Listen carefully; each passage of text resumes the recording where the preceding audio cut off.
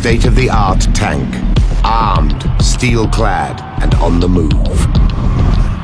For over 4,000 years, armies have used mobility in warfare to strike when and where the enemy least expects it. Mobile combat has taken many forms. The ancient chariot, the medieval heavy cavalry, and now the battle tank. But the evolution of its technology has been full of twists and turns. This is the age of the knight. He is virtually invincible. Throughout history, weapons designers have hunted for the perfect formula of armor, speed, and firepower. Their imaginations have run riot. Nothing you shoot at them will stop them, and in your mind it's you they're coming for. And created warfare previously unseen in history. It's the Holocaust on the tank battlefield. Their goal? The creation of the ultimate armed fighting vehicle.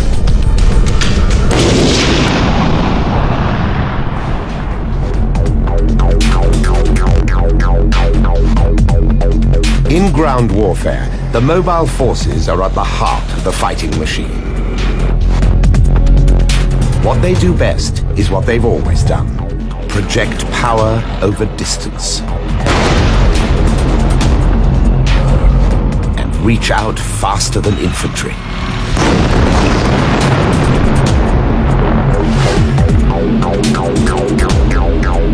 In today's war zones, the American Abrams M1A2 tank is king.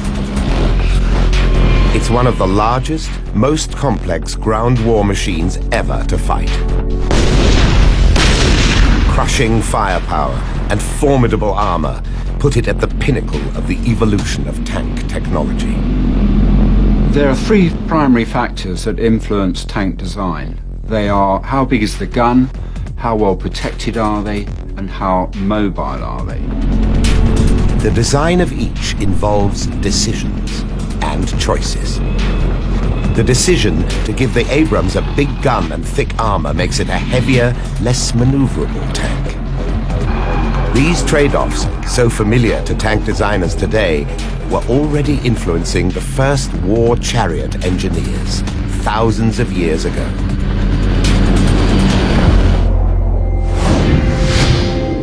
(1457 BC), Megiddo in the Middle East. Two great armies clash in one of history's earliest recorded chariot battles. Egypt's mobile forces under Pharaoh Thutmose III shatter their Canaanite opponents. With speed and daring, they capture nearly 1,000 enemy chariots and score a dramatic victory.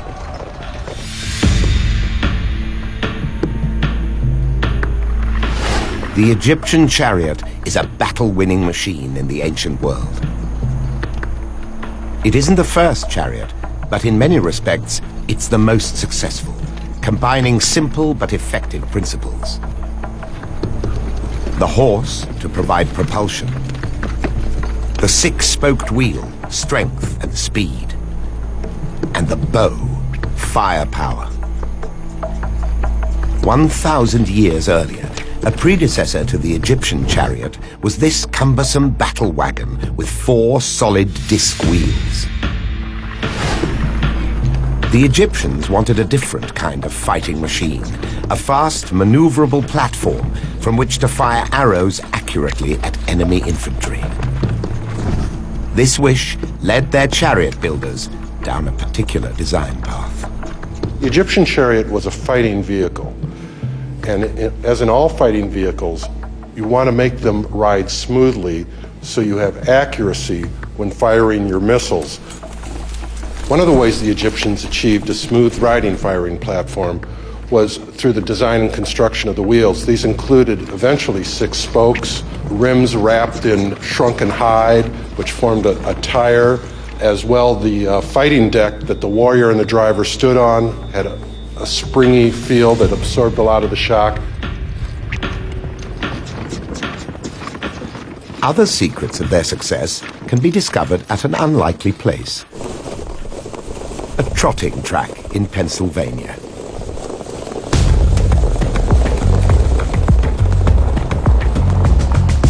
These racing carts, known as sulkies, are built for speed and mobility by technical designers. Sulky technology is highly competitive. Every detail is constructed to gain an edge on the racetrack. So the sulky is light, under 27 kilograms. And sulkies use frame tubes which are elliptically shaped, like an aeroplane wing, to minimize drag. Lightness is essential for mobility, and at around 35 kilograms, Egyptian chariots are almost as light as the modern sulky. But this comes at a price. The chariot is unarmored, so its fighting crew of 2 men, driver and archer, are completely unprotected, relying only on their speed and firepower. That's not because they didn't want to protect the individual inside. It's because they felt they didn't need to. Because any chariot was supposed to fight away from the army. They were supposed to be able to pour archery fire on somewhere from a distance. So platform mobility for the crew is a matter of life and death. Egypt's designers rise to the challenge and pioneer a highly effective design. They set the axle at the very rear of the platform, maximizing its ability to change direction in battle. These chariots had to be able to turn on a dime, stop on a dime, where other chariots are turning, spinning, and wheeling. But rapid changes of direction increase the risk of a chariot flipping. Egypt's engineers foresee this danger and give the chariot a wheelbase that's 1 3/4 meters wide, allowing it to make sudden turns without tipping over. Ancient technology has created a highly maneuverable firing platform, perfectly designed to fight at a bowshot's distance from enemy infantry. As chariot tactics evolve, elsewhere commanders begin to use the machine in different ways. As a result, the chariot itself grows large again. But in the end, the chariot has too many limitations as a weapon. It can't be deployed on rough ground or in swamps, and it's expensive to build and maintain. By the time of the Roman Empire, the chariot is used only for racing and ceremonies, because armies have discovered a more flexible weapon. What kills off the chariot is the horse. Now that seems very strange, but horseback riding will eventually mean that the chariot is no longer needed on the battlefield. So the lightweight draft animal that pulled the chariot is bred larger to carry a mounted warrior. And in 4th century China, a new invention is recorded that will revolutionize the impact of the warrior and his more powerful horse. The stirrup is the device which turns the rider and his mount into a more secure fighting unit. And later, in medieval Europe, armies will use this fact to change battle tactics and transform heavy cavalry into a weapons platform of immense power.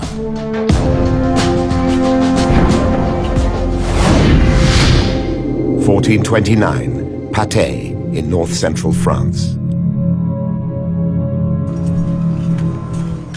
A crucial battle in the vicious 100 Years' War between the English and the French. At Patay, the English infantry are unprepared for an attack. 1,500 heavily armed horsemen of the French cavalry vanguard sweep through their defensive lines and put the infantry to flight. The power of this heavy cavalry assault condemns the English army to total defeat. This is the age of the knight. The man who rides on his horse, who is armored, who carries a lance, and uses cavalry tactics. He is virtually invincible. For centuries, the iron stirrup had provided the horse warrior with the critical advantage of balance and leverage in battle. A simple contest demonstrates the difference it makes. 2 horsemen, one equipped with stirrups and one without fight a duel with clubs. The fighter dressed in green can use his stirrups for leverage to strike his opponent much harder.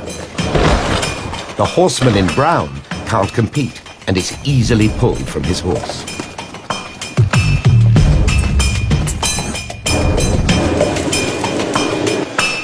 When the iron-forged metal stirrup is combined with a saddle and bridle, it helps create a new kind of warrior.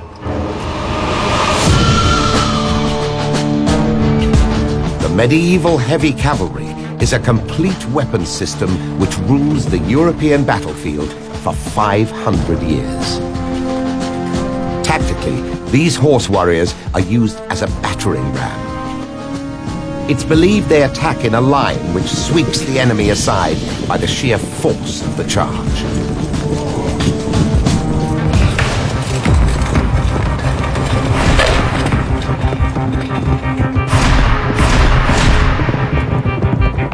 The stirrup allows the knight to adopt new fighting techniques. He could carry bigger equipment. The lance suddenly went from a stick to almost a tree that he could carry, and this was knocking people out of the way. Next, armor. By the 16th century, every warrior who can afford it is encased in plate armor. And it's his stable platform which allows him to strap on this extra protection. His horse too is armored, but metal plate is heavy. There has to be a trade-off. So man and horse sacrifice some mobility in favor of protection. The collective momentum of these horsemen, enabled by the stirrup, changes the tactics of medieval warfare. A rider can now put the lance under his arm and carry the impetus of the horse and the rider into a blow into an opponent. Designed for its optimum quality as an armored offensive weapon, this cavalry is the heavy fighting vehicle of the Middle Ages. The man on his horse, a knight, is absolutely frightening. He was a mobile tank. A tank for his time. But it will be centuries before man and horse will be truly transformed into mobile machine. 1914, World War I, Northwestern Europe. Two armies face each other immobile across a line of trenches over 800 kilometers long. Out of this massive defensive stalemate will emerge a revolutionary new weapon which will change warfare forever. With both sides locked head-to-head in trench warfare, the Allies are desperate for a solution to the deadlock. The question is, what kind of machine will enable you to break that trench stalemate? Enter Winston Churchill, Britain's first Lord of the Admiralty and lover of new technology. Churchill is fascinated by a new innovation that combines speed with protection: armored cars. Fast motor cars, and it was getting loads of publicity, all things Churchill lived for. So he backed the production of bigger and better armored cars. The new vehicles defeated German cavalry in the early months of the war when fighting was more mobile, but they struggle in the mud and shell craters of the Western Front. What's needed is a visionary new design. Trench stalemate brings about one of those light bulb moments in history. This is the light bulb, a piece of American farm equipment, the tractor, that uses tracks instead of wheels to plow the fields. And so it happened. The British set about building the world's first tank, Little Willie. The first prototype is a primitive metal box riding on imported American tracks. It's the technology of the track that could potentially change the course of the war. But early tests are disappointing. Little Willie's nose sticks out in front of the tracks, so if the tank falls into a trench, it can't climb out. The design proves a dead end.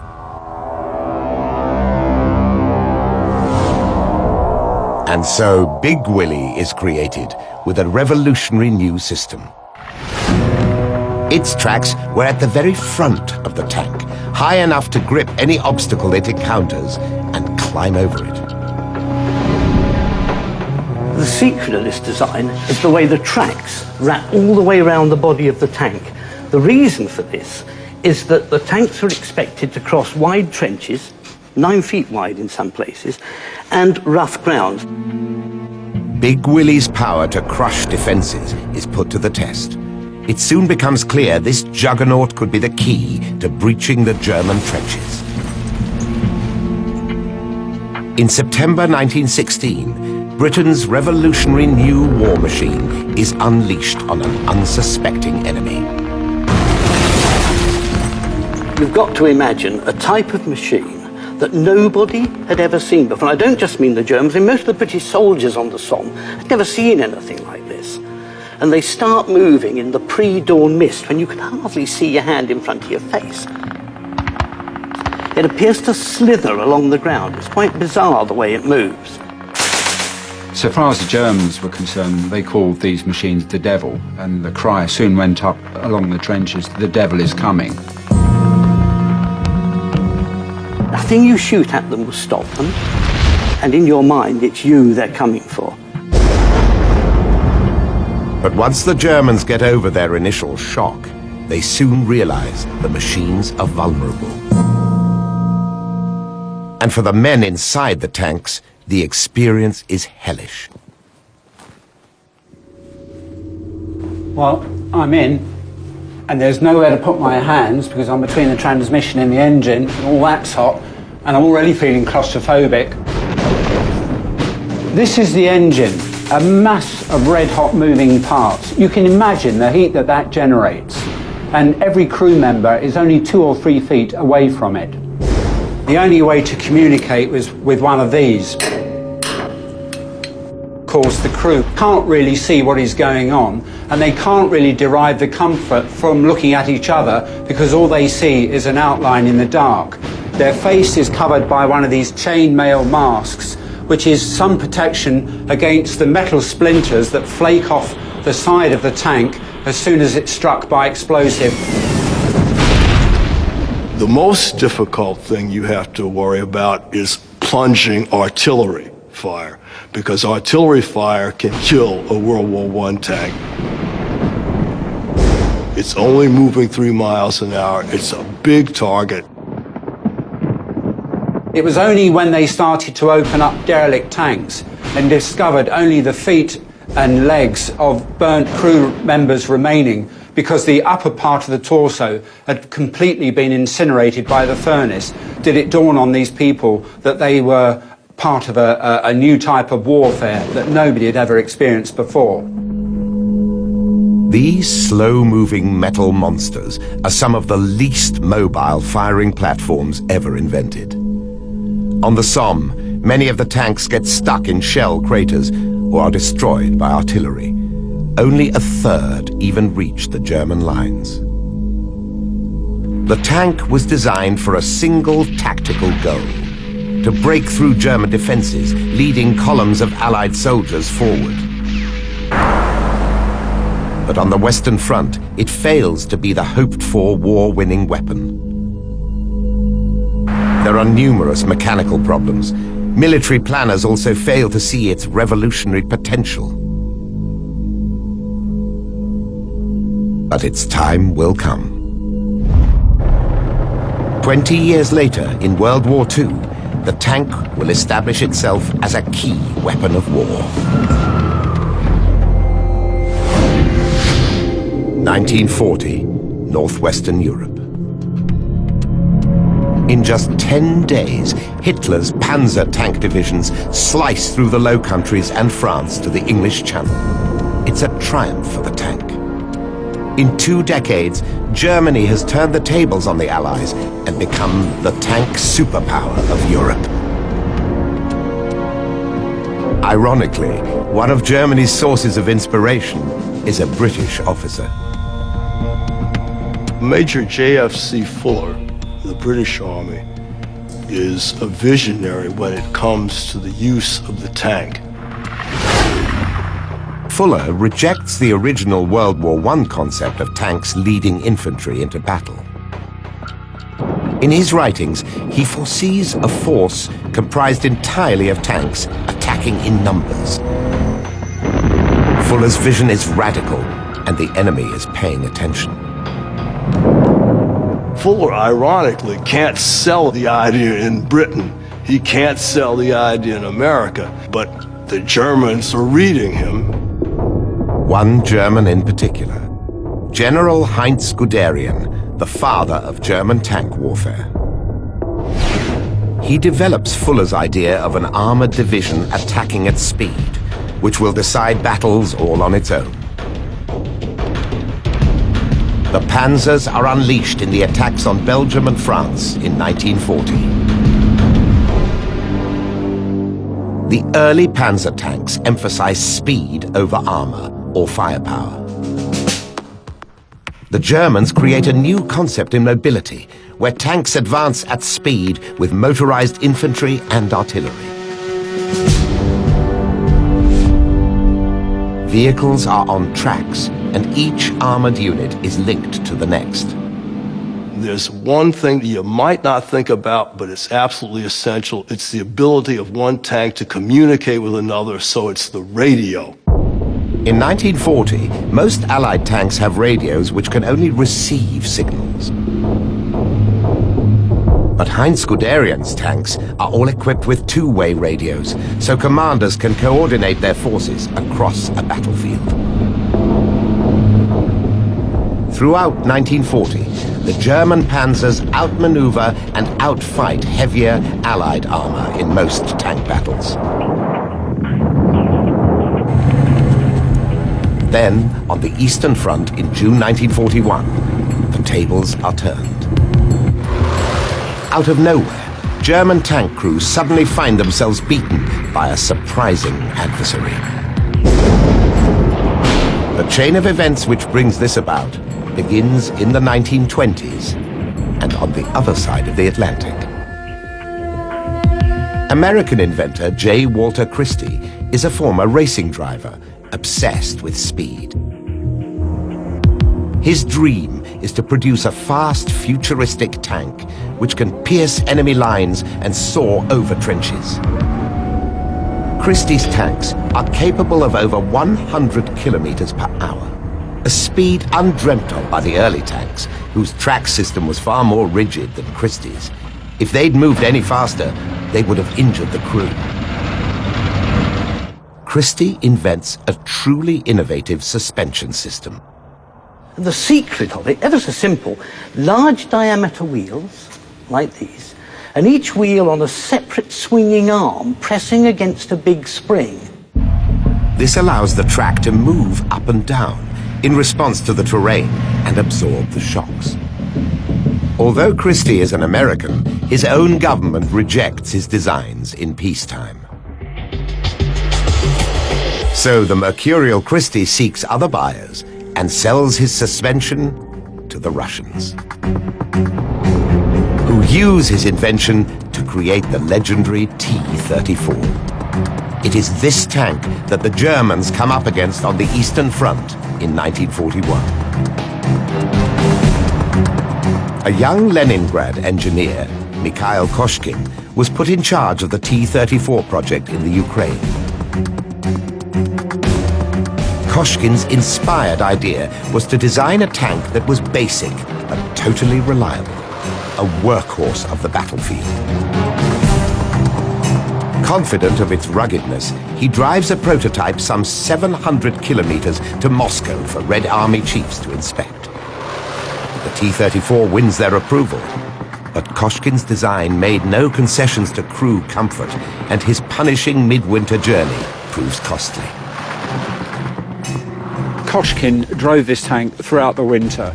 The conditions were so bad and the distance so great that he developed pneumonia and subsequently died. Koshkin's death doesn't halt the impact of his tank. On the Eastern Front, the pace and firepower of the T-34 takes the Germans by surprise.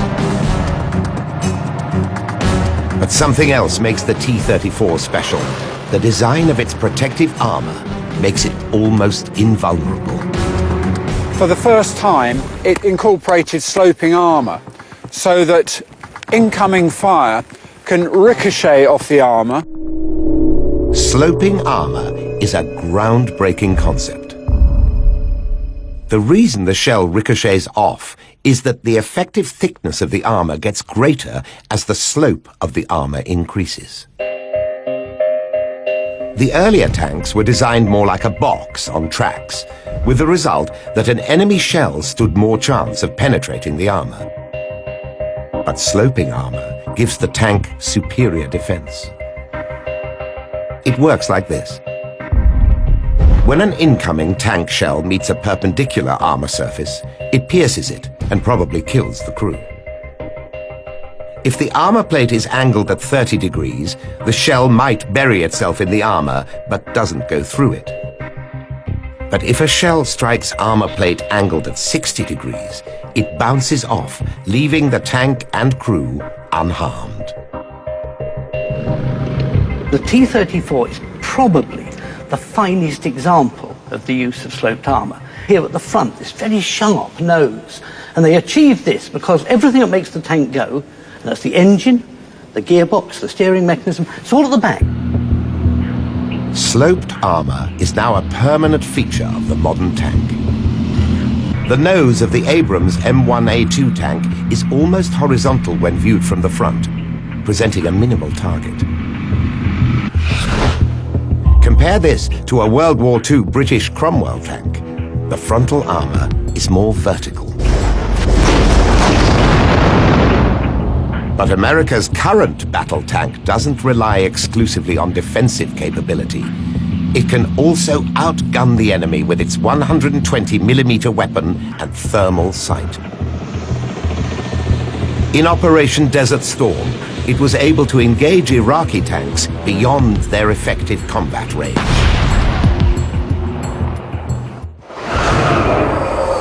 The Abrams uses superior range to outgun opposing tanks.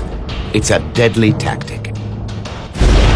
One which the Germans used in World War II in response to the dominance of Russia's T-34. The Germans designed a rival tank, equipped with a long, highly accurate gun, the Tiger. Soon, the sophisticated firepower of the Tiger and Russia's T-34 will meet head-on in one of the biggest tank battles of all time. The outcome of that showdown will point the way to who will be the ultimate victors in World War II's Battle of the Tanks. 1943, Kursk in Western Russia. One of history's most ferocious tank encounters begins at the village of Prokhorovka, near Kursk. Around 450 German and 800 Russian tanks mass on the brow of a hill. You are face to face in this incredible encounter. It's almost like hand-to-hand combat with tanks.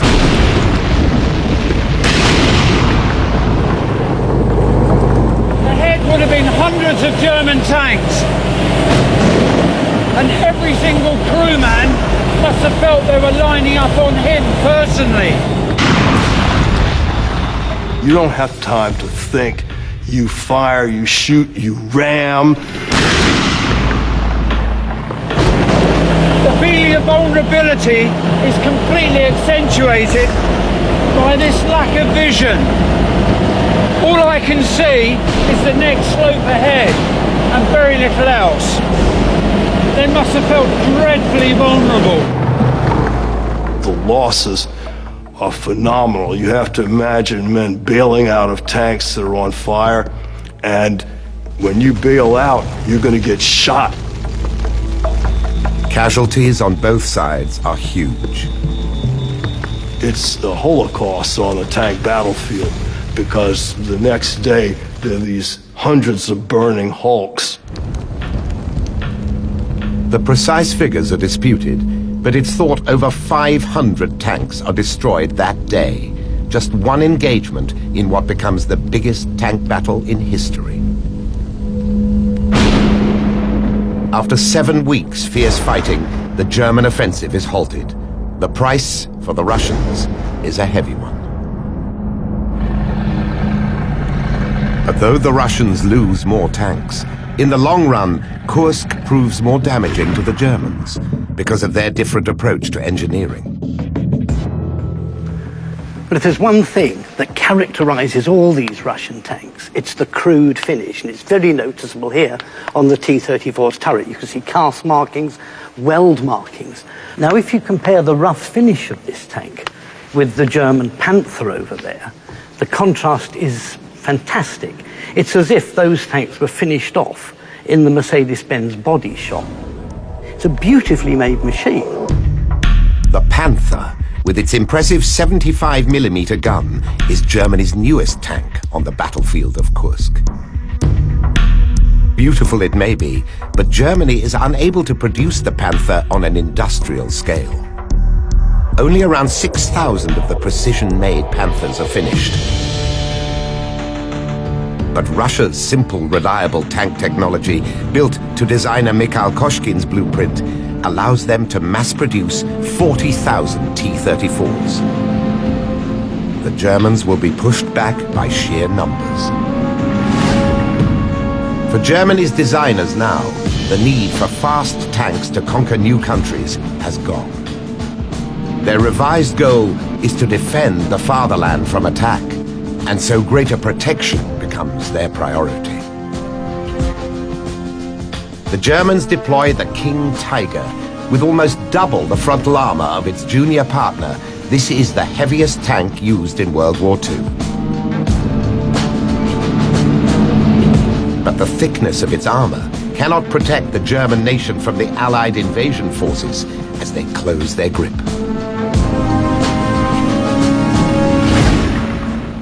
In World War II, the tank became a powerful force. Commanders learned to use it as a hard-hitting weapon, whose new mobility transformed the possibilities of warfare. The tank's gun grew in size and killing capacity, and in response, armor got thicker.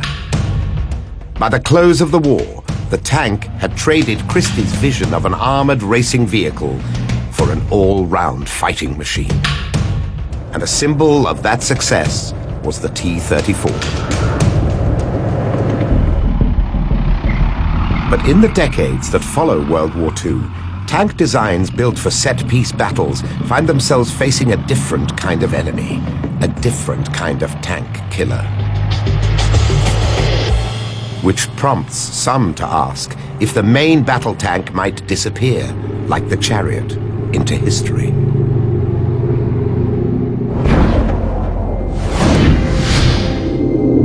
(1973). A surprise attack by Arab states on Israel ignites the Yom Kippur War.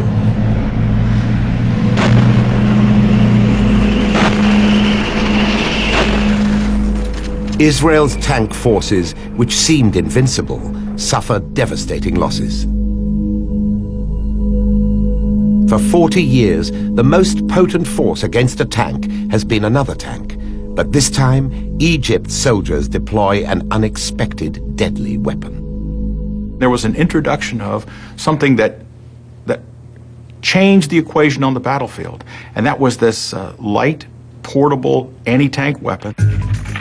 Israel's tanks are destroyed by soldiers equipped with missiles that can be carried in a suitcase, and by rocket-propelled grenades. Anti-tank explosives have been around since World War II as one way to penetrate improving armor. But this is a major escalation, a portable, guided delivery system with a deadly warhead.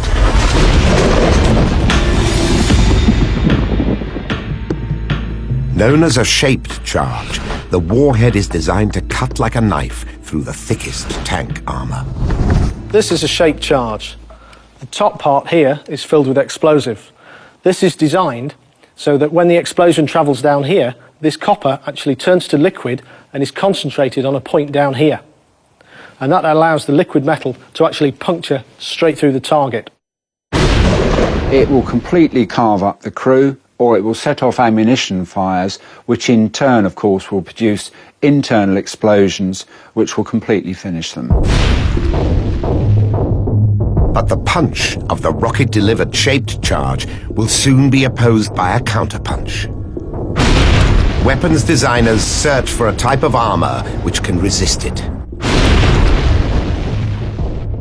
1969, one German armor scientist, Manfred Held, stumbles across an amazing discovery while he's conducting research in the Middle East. He's using the wrecks of damaged tanks to test his shaped charge warheads. I was alone there. I was a project leader. I made my own pictures from every test. He detonates his shaped charges on the tank turrets, fully expecting them to perforate the armor and pass right through the turret. But this doesn't happen, and when Held reviews his film footage, he notices a much bigger explosion than he expected. On investigation, he discovers the shaped charges have detonated unspent cartridges inside the turret.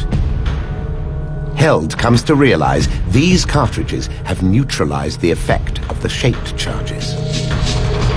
So the stronger reaction have reduced the penetration capability. Held has discovered a totally new way to armor a tank. Explosive reactive armor. On the Israeli Blazer tank, around 40 steel plates containing explosive are fitted at the most vulnerable points, the front arc and the turret. If the tank is hit, a plate will detonate, neutralizing the shaped charge and leaving the tank unharmed.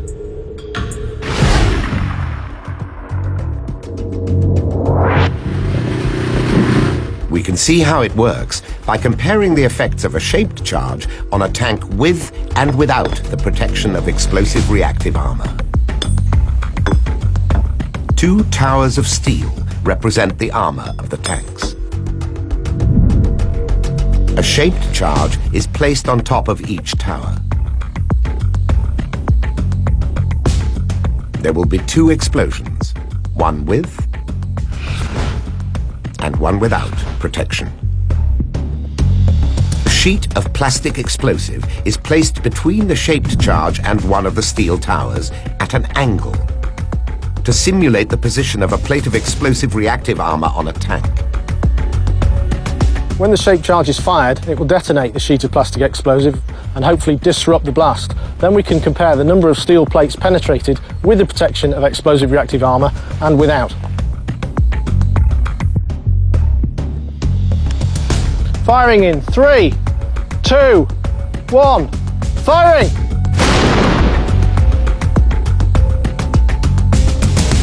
Firing!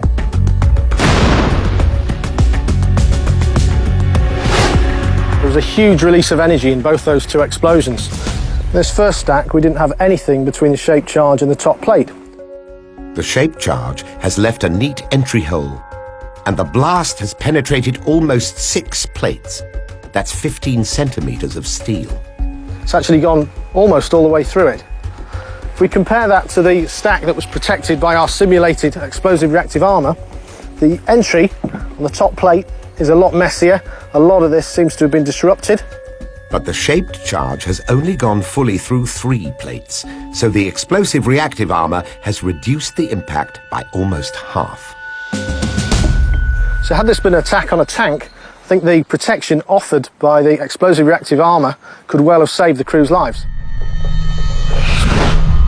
This technology is now used by most countries that build tanks. Israel's army was the first to adopt the new armor, and that was just the beginning for their crew safety program.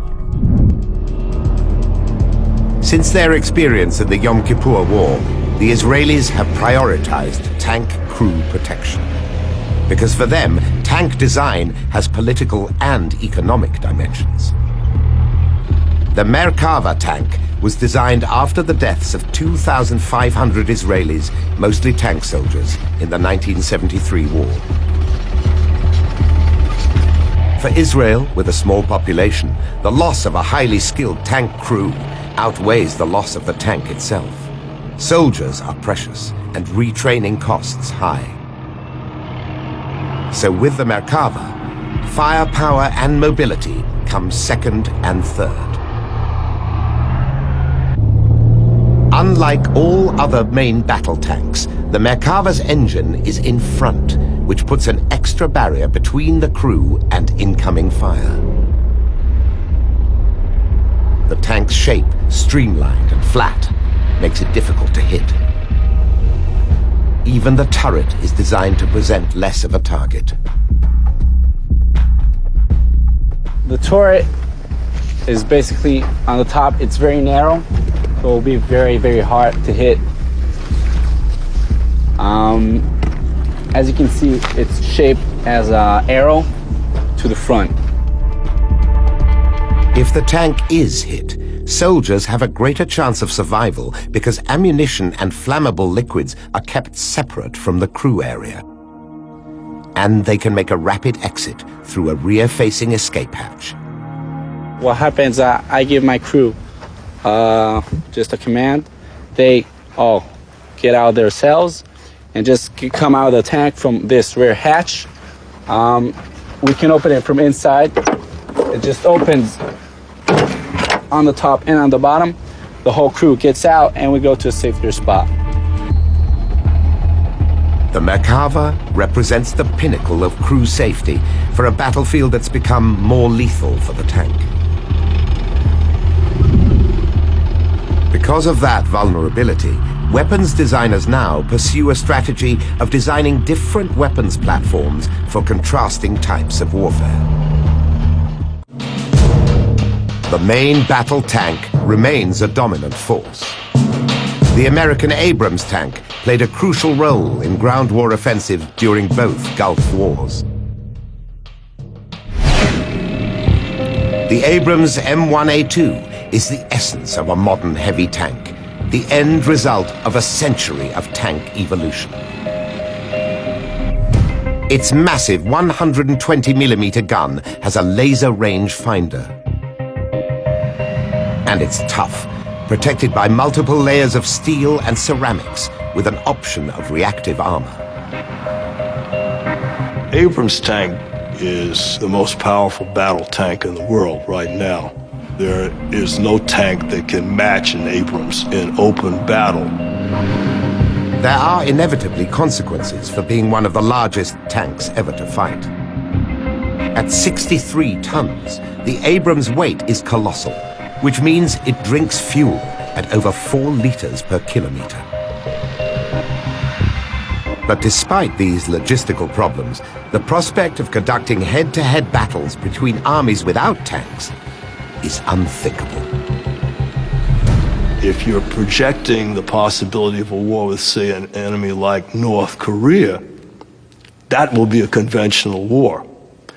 And you'll need an Abrams. You've got to have an Abrams. Current conflicts, though, are more frequently asymmetric and fought against insurgencies, an invisible enemy. And the theater of war is often urban, where a tank's size and immobility makes it a target.